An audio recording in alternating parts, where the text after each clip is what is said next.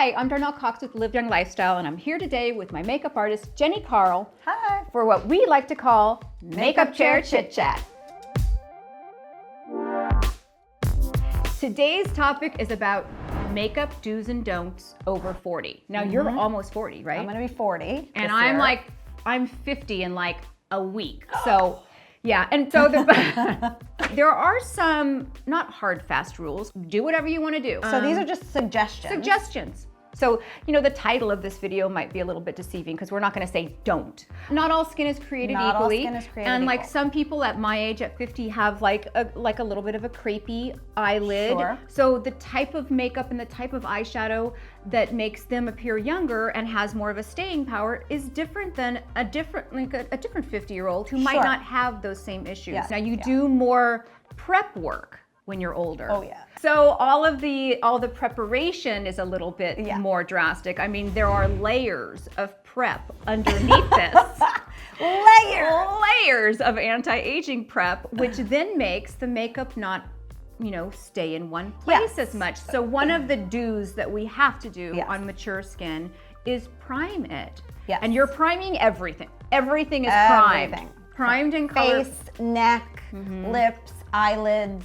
And the primers that you use on me are color correctors because I've got a little bit of pink in my face. Yeah, so you can get primers that are color correcting primers that have a little green in them, Yeah. a little or peachy or yellow based to Yes. get rid of the pink. Or you can just get oil control primers if you're oily, or you can just get regular primers. There's so many primers. Yeah, it but depends. priming is important. Depends on how moisturizing your products are that you're putting on your face. Sometimes when you're layering so much, and now I'm not a big person to moisturize. You'll have to check out that video that I did when I interviewed Dr. Obaji, and it's called My Rockstar Dermatologist.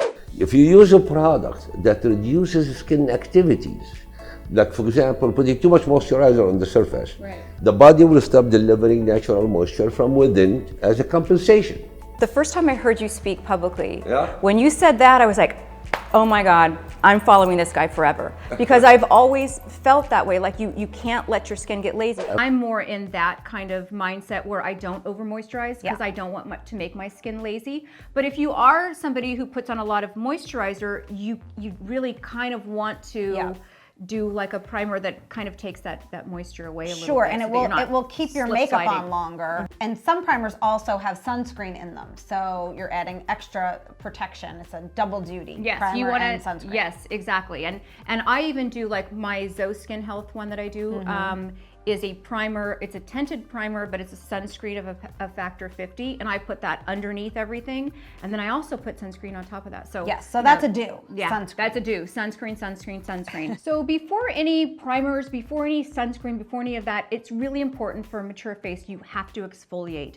You know, if you've seen any of my videos on Retin-A or my skincare routine, you know that I use a lot of things that exfoliate my skin. So I love these like dry brushes that you just scrub your face. It helps with circulation, it helps with lymphatic drainage, and it gets it makes your palette just completely smooth so that there's nothing flaking off, and it makes for a really nice canvas. Yeah, and you can do it literally right before you start applying. Sometimes Jenny comes in and I'm brushing my face while I'm in the chair right before. Yes. Also to exfoliate your lips because our lips are dry. And so I love this Nurse Jamie little exfoliation lip treatment. It's a little cream you put on, and then you rub your lips like this. And the other day I was rubbing it and I looked at it and I'm like, holy there's my lip. So you like know that this is working and it's getting all of that just prepped and ready for your primers and sunscreens and all of that. Yes. But the reason why I love using all those primers is because it allows me to use a lot less foundation. Yeah, getting the skin really nice and smooth and exfoliated is hugely important before you start adding all those things and then to your the face. primers with the color correctors are making it to where you don't have to use as much foundation. So when you get older, you don't want that masked look where you're just like a solid color and it's thick, and you want to really make sure that you use a little bit of foundation just in the places where you need it, and that you're blending well. Blending is hugely important. That's a do. Blending is a do. Blend. So prime, sunscreen, exfoliate, blend. Yeah, and less is more with the foundation, for sure. Let's talk about like the eyes, because, you know, for me, I have found that as I've gotten older, I need to use waterproof everything. Yeah, waterproof, water resistant, long wear. That's anything that's on the top is going to get on the bottom and vice versa eventually throughout the day. And it doesn't work that way necessarily for a 20-year-old because first of all, they don't have as much crepey skin as we do, and they're not using as many anti-aging products. True. So their skin is not as, they're not putting topical stuff on to make their skin really moist, and that's what makes everything kind of transfer around. If you have like more of a hooded eye, I mean, it I've had touches issues. down. Yeah. It touches and it transfers everywhere. It does. It migrates. Waterproof, Yikes. waterproof. So my eyeliners are waterproof or water resistant. My mascaras are. And so then you have to have a really good eye makeup remover. Something that's not tugging your skin. And if you're tugging at your skin to get your mascara off, you're not using the right eye makeup remover. And I've used the same one forever. And it's like $5 or something. Yeah, you should never be tugging at your skin. No. That's a don't. You just barely want to be rubbing to get it off. This is Almay waterproof eye makeup remover. I mean, it comes off so easily, and then you're not damaging your eyelashes, you're not tugging at your skin. So waterproof makeup, eye makeup, but then you gotta know how to take it off. And anything with a little pad or a cloth is really nice on the Those on are the little skin. pads. You don't want to use a paper You towel. want to use like a paper towel, which I've seen people do. I've seen people take a paper towel and like try to get their makeup off. Yeah. It shouldn't be that difficult. No. You just barely and rub even those a little washcloth pads. that's not a good quality cotton, it can Tugs. it can Everything harm your tugs. skin. So let's talk about eyeshadows now. You have to prime your eyelid. Definitely prime your eyelid. Okay. We talked about priming. Priming your eyelid's important. And then everything will go on so much smoother and it will stay on like all day. What I found though as I've gotten older is that my eyelids are a little bit more pink. Like I noticed. Yeah. I and you can see a little bit, veins through them. Yeah, the skin gets thinner and then you skin can gets actually thinner. see through. Yeah, so I have found as I've gotten older, I need like a base on top. I put foundation on my eyelid for sure. So I prime, I put a little bit of foundation on my eyelid, and then I do the eyeshadow. Yes. Now And that's the correct I personally like more of a matte eyeshadow, but that's just me.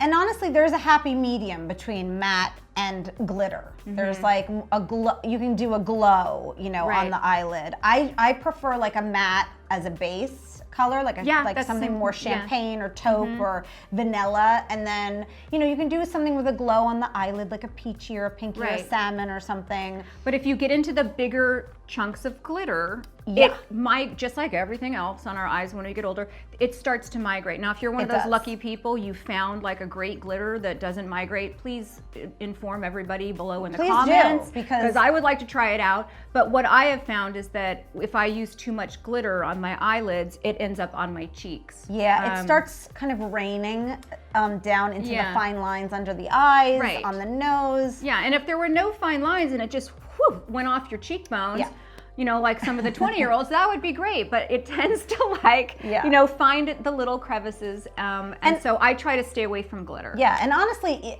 glitter in general for any age is kind of it's more festive.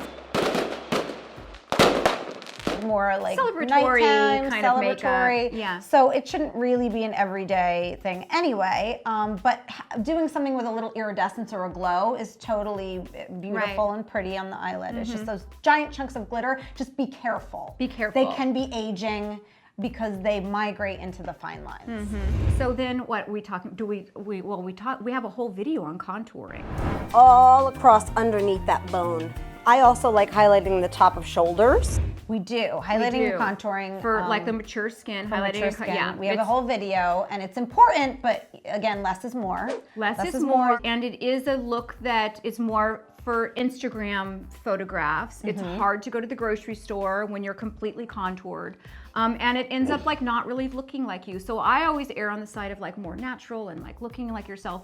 And so now let's move on to the lips. And staying with the more natural lip is definitely the way you like to go. I do. And honestly, I like to go with my clients too. Because doing something really bold and bright, you just have to be very careful. Right, so it's a lot of priming. And a lot of priming. Red is a really hard color. Right. Unless it's your like everyday color and you've been doing it for years and you know how to do a red lip and you can really rock a red lip. Or it's like, if that's your signature color, like you always have had a red lip and you're not giving it up. great, fantastic. But for some of us who are, you know, we would try to experiment with it, I look 5 years older when I have a red lip. For me, it bleeds all the time. I really need to prime and use a lip liner and It's powder hard. And primer and it's hard. So it's definitely harder. But if you want to try it, one of the things that you were suggesting that we talked about earlier, this is a lip stain that I use. This is CoverGirl. I mean, it's like $5 or something. I got this at Rite Aid. But I do like using this underneath my lipstick because then I don't have to cake the lipstick on so much. Yeah, because you can just put a little coat of a bright pink or red on top, and if it starts wearing off, the lip stain is underneath. So you don't look like a crazy person. So if you happen to be one of those people that have like the little lines on your lip and stuff like that, to get it not to bleed up there, you really have to prime, which we've talked about. You have to exfoliate, which you talked about. But you also you want to line it and you want to do the lip stain underneath. Yeah, that'll help. That will help. That will help. And then maybe even like a little, make sure you've powdered well around and your then lips. powder around the lips. So it doesn't bleed into that. Yeah. So nobody's saying you can't wear a red lipstick. There are people that, you know, they've had the same kind of makeup since high school and they're holding on to it for dear life, and that's fantastic. But just like trying to kind of, you know, experiment with ways that could possibly make you look a little bit younger. This is more of like a natural color. So it's kind of the lip color that you would have if you were like, you know, a 15-year-old girl and still had those bright kind of naturally colored lips. So for me, it just, it has a little bit more of a youthful And the other thing feel that's to it. amazing is it's a cream, which I think are the best for over 40. I think cream texture lipsticks are the best. The matte lipsticks are really like, they stay well, but they are dehydrating, and especially around the lips are dehydrated. Right. These types of lipsticks, you see how flat they are. They're like super flat. I just find them to be uncomfortable. And they start cracking. And you know, they're really in style for like the millennials and younger. You see it like the Instagram, it's a huge Instagram look, that matte lip. Kylie Jenner like made these super popular. And they are pretty colors, but they do not stay. Once they're dry, they are just flat. They're flat. Whereas this will stay kind of glossy, which makes the lip appear more moisturized. Right. And it's all about appearances, guys. It really Fake is. it till you make it. And I think this natural look is taking that kind of concept of like that nude kind of matte look, but it's making it a little bit more wearable for people that are a little bit older. So if you have found a matte lipstick that you love and you're between the ages of 40 and 50 or even older and you love it and you feel it's comfortable, for God's sake, please tell us below so that we can try that out as well. Because we're always looking for ways to still kind of, you know, stay trendy, but still look younger. And sometimes that means, you know, we can't always do what the 20-year-olds are doing on Instagram. We have to find our little way around it. So I know there are viewers out there right now that have been wearing the same makeup since high school. Yeah, I know some of those people. Yeah. So, and that's fine. If you're really attached to your makeup, great. But just, you know, just think that it might possibly be aging you, because as our skin is changing, so too does our makeup need to change. And using makeup as a tool to look a little bit younger and a little bit fresher, I think that's a really good way to live young.